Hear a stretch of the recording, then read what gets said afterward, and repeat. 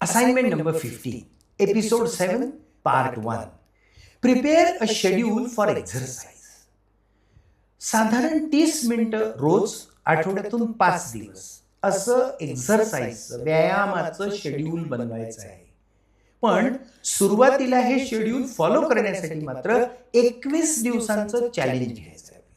21 दिवस असं म्हणतात, सायकोलॉजिकली देखील हे बऱ्यापैकी सिद्ध झालेलं आहे की एखादी गोष्ट जर आपण 21 दिवस सलग केली, खंड न पडू देता, तर ती आपली हॅबिट बनते, ती आपली सवय बनते. आणि इतकी चांगली सवय ही तर आपण निश्चित बनवायला हवी. आणि त्यासाठी म्हणून आपल्याला शेड्यूल बनवायचा एक्झरसाइजचा 30 मिनिटं 5 दिवस आठवड्यातून 30 मिनिटं रोज.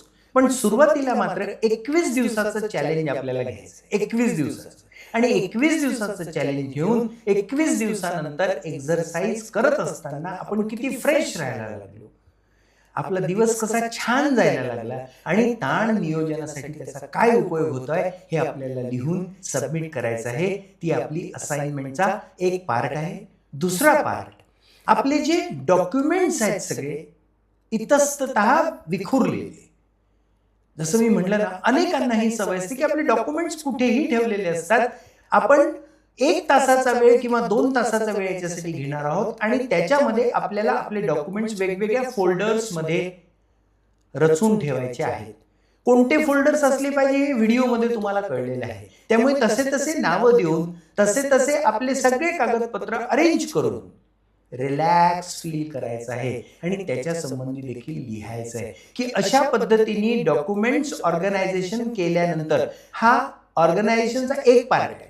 आपल्याला तर आपलं लाईफच ऑर्गनाइज करायचं आहे. पण सुरुवात कुठेतरी करायची म्हणून असाइनमेंट दिली जाते की आपल्याला निदान आपले कागदपत्र तर आपण असाइन करू, आपले कागदपत्र तर आपण जिथे पाहिजे तिथे असाइन करू. आणि त्यासाठी म्हणून ही एक्झरसाइज करायची आहे. त्यामुळे 2 पार्ट याच्यात आहे. पहिला आहे एक्झरसाइज, जे 21 दिवसाचं चॅलेंज आपल्याला घ्यायचं आहे आणि ते पूर्ण करायचं आहे. आणि दुसरं, आपले सगळे डॉक्युमेंट्स ऑर्गनाइज करायचे आहेत प्रॉपरली आणि त्याबद्दल लिहायचं आहे.